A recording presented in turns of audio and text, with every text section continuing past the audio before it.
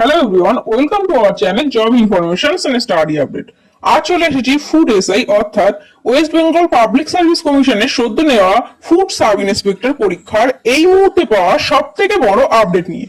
ভিডিওটা শুরু করার আগে যারা আমাদের চ্যানেলে নতুন আছেন তারা অবশ্যই চ্যানেলটিকে সাবস্ক্রাইব করুন এবং পাশে থাকা বেল আইকনটি অবশ্যই প্রেস করুন এই ধরনের নতুন আপডেট সবার আগে পাওয়ার জন্য। তো চলুন দেখে নেওয়া যাক আজকের ভিডিও। এবারের ফুড এসআই পরীক্ষার জন্য ফর্ম ফিল আপ করেছিলেন প্রায় 13 লক্ষ পরীক্ষার্থী এবং শূন্যপদ ছিল 480টি।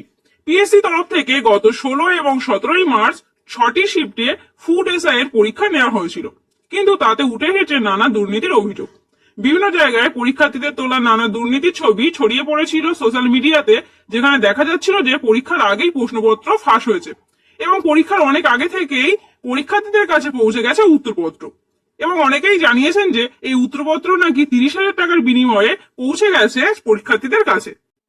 এছাড়া প্রত্যেকটি শিফটের প্রশ্নপত্রের মধ্যে ছিল তুলনামূলক তফাৎ। কোন শিফটের প্রশ্ন অধিকতর সহজ হলেও অপর শিফটের প্রশ্ন হয়েছে অপেক্ষাকৃত কঠিন। পরীক্ষার প্রথম দিন থেকে এইরকম নানা অভিযোগ উঠে এসেছিল, যার কারণে 16 মার্চ প্রথম 3টি শিফটে পরীক্ষার্থীদের উপস্থিতি ঠিকমতো দেখা গেলেও পরবর্তী দিনে অনেক পরীক্ষার্থী পরীক্ষা সেন্টারে অনুপস্থিত ছিলেন। এইরকম নানা দুর্নীতির অভিযোগের বিরুদ্ধে গত 19 এবং 20 মার্চ পরীক্ষার্থীদের তরফ থেকে চালানো হয়েছিল পিএসসি অভিযান, যেখানে তাদের দাবি ছিল ফুড এসআই এর এই পরীক্ষা বাতিল করে আবার নতুন করে পরীক্ষা নিতে হবে।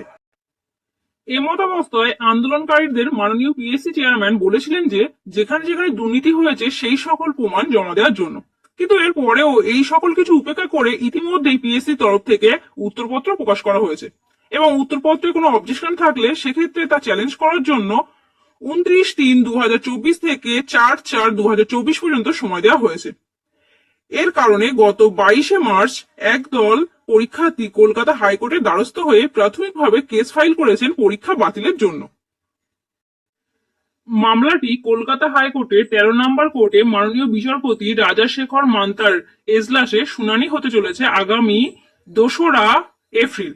এখন সবকিছুই নির্ভর করছে মাননীয় হাইকোর্টের নির্দেশের উপরে, যেখানে বিষয়টি পরিষ্কার হবে যে আদেও ফুড এসআই এর এই পরীক্ষাটি বাতিল হবে কিনা এবং আবার নতুন ভাবে কোনো পরীক্ষা নেওয়া হবে কিনা। এছাড়া পরীক্ষার্থীদের তরফ থেকে গতকাল মাননীয় রাজ্যপালের কাছে ডেপুটেশন জমা করা হয়েছে বিষয়টি পর্যালোচনা করে পরীক্ষা বাতিলের জন্য।